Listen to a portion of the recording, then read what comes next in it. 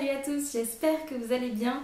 Aujourd'hui on se retrouve pour une vidéo conseil pour le CRPE et j'ai décidé de démarrer cette catégorie de vidéos avec une vidéo conseil sur les oraux, tout simplement parce qu'en général les oraux ont lieu entre fin mai et mi-juin.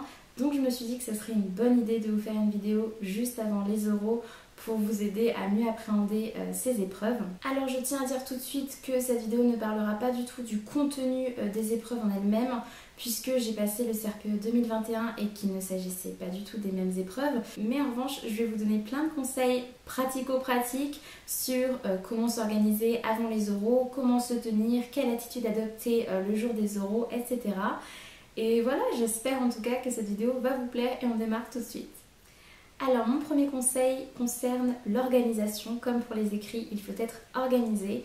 Et pour ça, j'ai créé un blog dans lequel j'ai répertorié déjà des fiches organisation, c'est-à-dire des tableaux dans lesquels j'ai listé tous les thèmes à connaître pour les oraux, donc notamment pour la CSE et l'EPS. Mais j'ai les mêmes aussi en didactique de maths et de français, puisque moi ça m'avait servi pour les écrits, mais vous pour le coup ça vous servira pour les oraux. Donc voilà, j'ai mis tout ça sur ce blog, je vous laisse tout ça en barre d'infos. Et ces tableaux permettent aussi, en plus de lister tous les thèmes à connaître, de noter quand vous avez fait la fiche sur le thème en question. Et ensuite vous n'avez plus qu'à renseigner à chaque fois que vous relisez soit la fiche, soit le cours sur le thème. Et puis voilà, ça vous permet tout simplement d'y voir beaucoup plus clair et de voir surtout où vous en êtes au niveau de vos révisions. Vous pouvez très bien surligner les thèmes où vous avez un peu plus de mal pour vous rappeler de les relire plus de fois que les autres. Et voilà, ça vous permet d'avancer tranquillement mais sûrement et de savoir où vous en êtes. Sachez également que sur ce blog, je mettrai toutes mes fiches pour le CRPE, donc vraiment des fiches au niveau des contenus à savoir, mais je vais vous les mettre au fur et à mesure puisqu'il faut que je les relise pour voir s'il y a des coquilles ou quoi. Donc voilà, ça va prendre un petit peu de temps, mais à chaque fois que je mettrai de nouvelles fiches, je vous tiendrai au courant sur Insta. Et sur ce blog, il y aura également des ressources pour les PE et le CRPE de manière générale. Ensuite, mon deuxième conseil est le fait d'anticiper. Alors je sais que je vous poste cette vidéo là à quelques jours de vos oraux, mais le mieux, je suis obligée de vous le dire, c'est quand même de réviser les oraux le plus tôt possible. Mais je tenais tout de même à vous dire dans cette vidéo que c'est pas du tout grave si vous commencez à réviser les oraux après les écrits par exemple. Moi c'est ce que j'ai fait, j'ai pas attendu les résultats des écrits, mais j'ai commencé à réviser les oraux juste après les écrits. Et j'ai quand même réussi alors que j'étais dans l'une des académies les plus dures à obtenir en France. Donc voilà, ne vous inquiétez pas si vous avez l'impression de commencer à bosser les oraux tard, ça veut absolument rien dire. En fait, il faut juste que vous soyez honnête avec vous-même et que vous soyez conscient de vos capacités de mémorisation, etc. Mon troisième conseil est le fait de lire bien sûr des sujets qui sont tombés lors des oraux et de vous entraîner à les faire tout simplement. Donc vous pouvez très bien faire ça en groupe, ce sera plus sympa. Mais surtout en termes de choses à lire, il ne faut pas oublier de lire les rapports de jury. On n'y pense pas forcément, mais c'est là que les jurys listent tout simplement ce qui leur a plu chez les candidats qui ont été retenus et ce qui leur a déplu chez les candidats qui n'ont pas été retenus. Et ça c'est très important pour ne pas commettre les mêmes erreurs qu'eux. Donc voilà, surtout pensez à lire les rapports de jury de votre académie. Il y en a pour chaque année du CRPE, pour chaque épreuve. Donc voilà, pensez-y. Conseil numéro 4, bien travailler sa posture.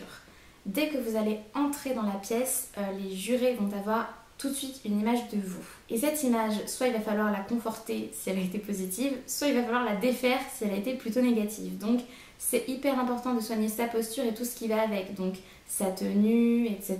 Le fait de se tenir droit par exemple. La posture c'est vraiment celle que vous allez tenir de façon globale et c'est ce qui va être évalué principalement. Presque autant que le contenu que vous allez dire en fait. Les jurés doivent vraiment se dire ok, cette personne là en face de nous, on la voit dans une classe dans 3 mois. C'est vraiment ce qu'ils doivent se dire. Et toutes les épreuves orales du CRPE ne servent qu'à ça. À conforter les jurés dans le fait de se dire cette personne-là, c'est bon, elle peut enseigner en 3 mois, il n'y a pas de souci. Donc pensez sans cesse à votre posture. Ensuite, conseil numéro 5, pensez à ramener toujours les jurés vers un sujet que vous connaissez, que vous maîtrisez, même si la question initiale ne porte pas sur ça. Et ce qui va avec, c'est le fait de bien réfléchir à ses réponses et à ne pas justement Parlez très rapidement d'un thème que vous ne maîtrisez pas parce que les jurés risquent de rebondir dessus. Et là vous êtes mal parce que c'est souvent ce qui arrive, les jurés rebondissent sur ce que vous dites et donc vous pouvez vite vous retrouver dans l'embarras. Conseil numéro 6 qui rejoint un peu le conseil numéro 5, glissez au contraire des éléments qui vous mettent en valeur aussi.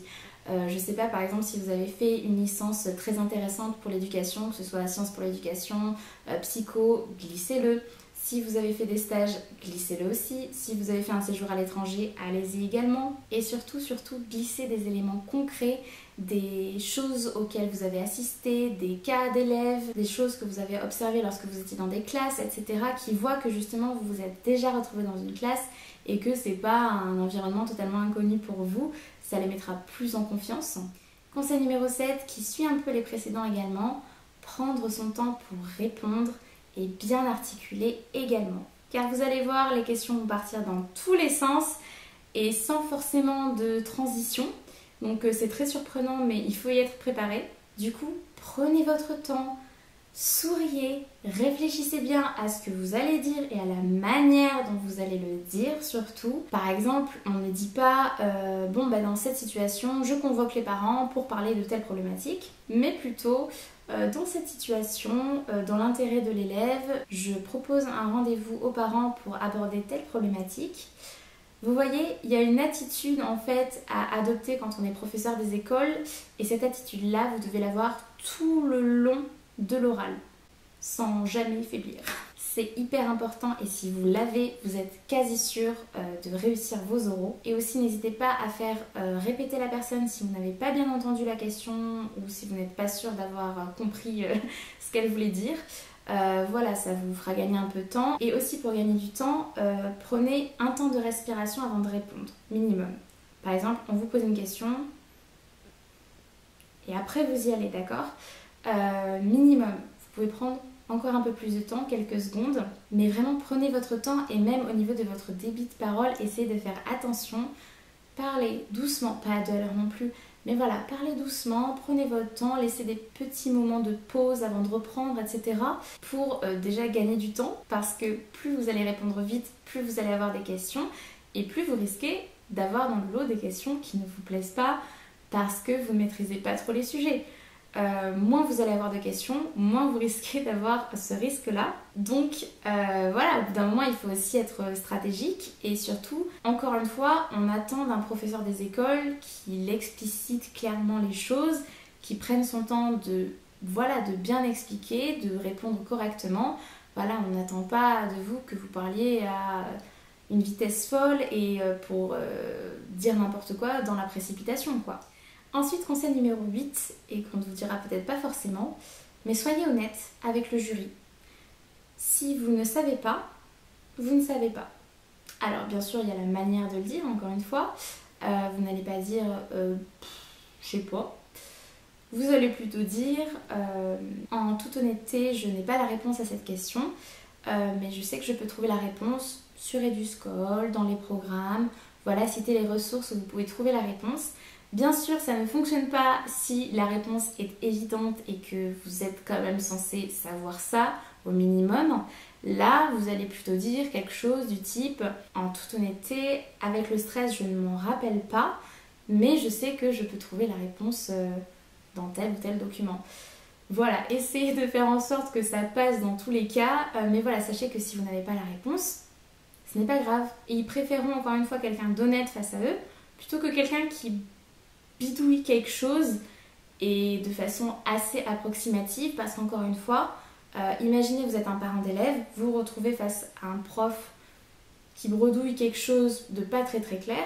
Moi, je préférais avoir un prof en face de moi qui me dise clairement « Bon là, tout de suite, je n'ai pas la réponse à votre question, mais je vais me renseigner et je vous tiens au courant. » On est toujours dans la même démarche, on recherche un futur professeur des écoles capable d'enseigner dans 3 mois. Ben voilà, il faut avoir telle posture pour passer. Et aussi, ce qui va avec ce conseil, restez naturel, spontané et restez vous-même en fait.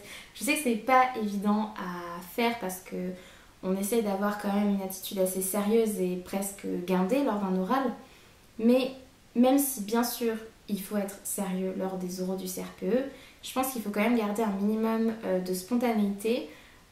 pour un peu détendre l'atmosphère autant pour eux que pour vous. Moi par exemple c'est exactement ce qui s'est passé pour mon oral de mise en situation professionnelle, c'était sur les sciences. Et en fait quand j'ai démarré ma séquence avec les CP, lors de la toute première séance, j'ai introduit le thème en disant que cet après-midi nous allons faire des sciences.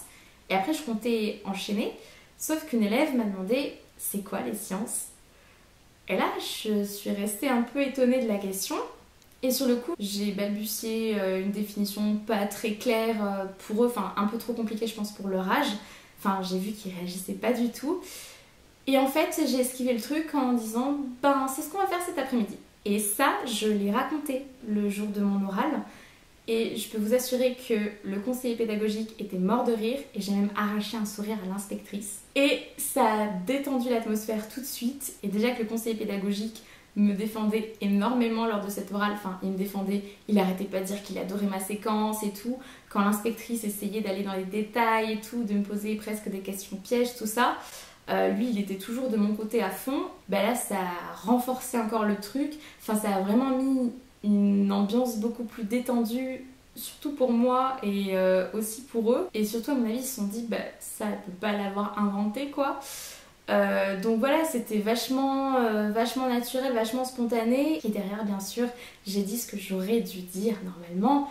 Mais voilà, c'était un cas concret. Ils ont vu que voilà, même quand ça marchait pas, j'arrivais à trouver une solution pour m'en sortir, que je rebondissais, etc. Et voilà, il faut pas que vous vous disiez que vu que c'est un oral sérieux, il faut rester hyper austère tout le long. Non, il faut quand même que vous restiez un minimum naturel sans faire un one-man show, on est bien d'accord. Voilà, il faut garder un certain langage, etc. Adapté à la situation. Mais voilà, surtout, restez vous-même. Parce qu'ils sauront que la personne qu'ils ont en face d'eux à ce moment-là, ce sera la même personne qu'il y aura dans 3 mois face aux élèves. Et au moins, ils savent qu'ils jugent une personne pour ce qu'elle est là maintenant et qu'elle n'a pas joué un rôle ou quoi. Et c'est toujours mieux. Ensuite, conseil numéro 9, très pratico-pratique. Ce qu'il faut savoir absolument. On va commencer par les programmes. Il faut maîtriser bien sûr à fond les programmes de français, maths et EPS. Donc là, il faut connaître les principaux thèmes dans ces disciplines et surtout apprendre par cœur les attendus de fin de cycle. Moi en tout cas, c'est ce que j'avais appris par cœur. Ensuite, le reste des programmes, ça ne nécessite pas du tout du par cœur pour ma part. Voilà, pensez toujours à l'interdisciplinarité, donc essayez de faire des liens entre toutes ces matières, de penser à certaines choses. Mais n'apprenez pas par cœur les autres disciplines, ça sert à rien. Par contre, à connaître vraiment par cœur, sur le bout des doigts, le socle commun de connaissances, de compétences et de culture, ça me paraît évident. Et le référentiel de compétences des métiers du professorat et de l'éducation de 2013, ça me paraît être les indispensables.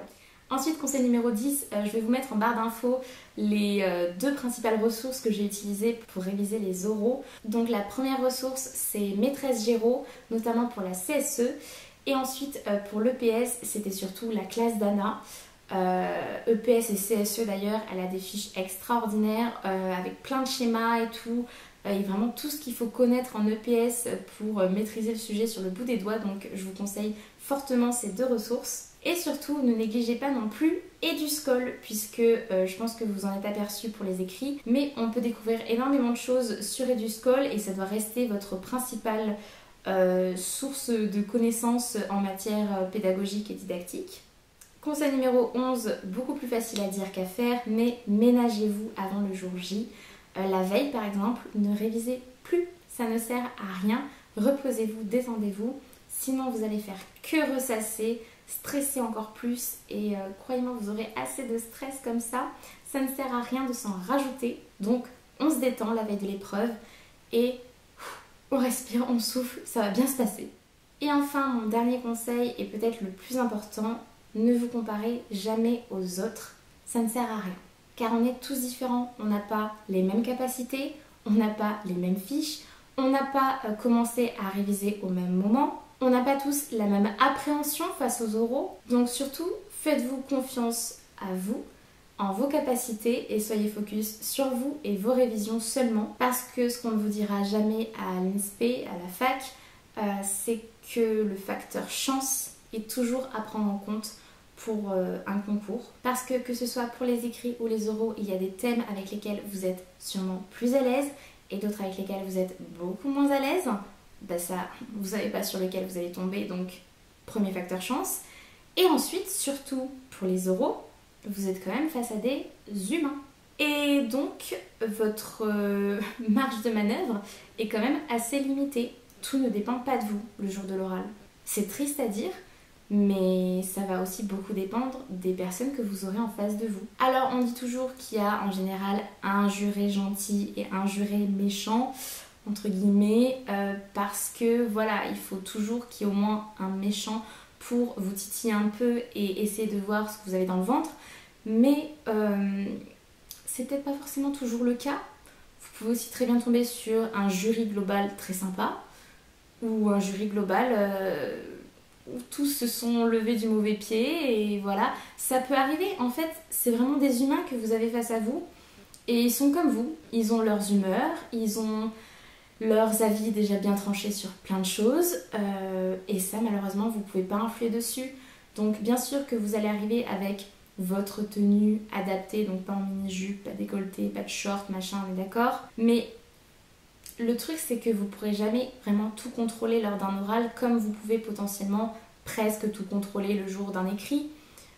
Mais voilà, vous savez pas quelles questions vont vous être posées, vous savez pas comment les personnes en face vont réagir, vous ne savez pas quelle première impression vous allez leur laisser quand vous allez rentrer dans la pièce. Voilà, vous n'en savez rien, donc c'est pour ça qu'il y a toujours des surprises à un concours, parce que tout dépend en fait du jour J, tout peut basculer au dernier moment. Voilà, des gens qui ont énormément révisé, mais bon, pas de bol, ils tombent sur le seul qui maîtrise peut-être un peu moins, et ils ont un jury vraiment pas très tendre ce jour-là, et ils ont peut-être quasiment pas dormi la veille. Enfin voilà, vous voyez, tout peut s'enchaîner très vite. Et voilà, c'est pour ça que je vous dis que ça sert à rien de se comparer aux autres, parce qu'en fait, tout va dépendre du jour J. Et bah ça, malheureusement, on n'est pas devin. Donc voilà, on peut maximiser ses chances et réviser à fond et faire du mieux qu'on peut le jour J. Mais repensez à tout ce que je vous ai dit avant, repensez voilà à la posture, à l'attitude à adopter, prendre son temps avant de répondre, etc. Tout ça, évidemment, ça va vous aider. Mais voilà, il faut toujours garder en tête qu'il y a un petit facteur chance quand même pour les concours et donc que ça sert à rien de se comparer aux autres. Et voilà, cette vidéo est maintenant terminée. J'espère vraiment qu'elle vous aura plu et qu'elle vous aura aidé quand même, c'est un peu le but. Alors à la base j'avais prévu de vous faire une autre vidéo avec vos questions sur les oraux, mais là ça va être vraiment tendu pour ceux qui passent fin mai. Donc je vous propose de mettre vos questions dans les commentaires et j'y répondrai avec plaisir. Ce que je ferai, c'est que cet été je vous posterai une vidéo avec toutes les questions que j'ai reçues sur Insta, Twitter et ici sur cette vidéo. Et voilà, je ferai une petite compile des questions qui sont le plus revenues pour aider ceux qui passeront le CRPE dans les années à venir. Et voilà, pour les admissibles, je vous souhaite bon courage et bonne chance pour les oraux. Je crois en vous. Donnez tout pour ne rien regretter. Et voilà, dites-vous qu'avec un peu de chance, dans 3 mois, vous êtes devant votre classe et vous serez juste ravis. Et voilà, moi je vous fais plein de bisous. Et je vous dis à bientôt pour une prochaine vidéo.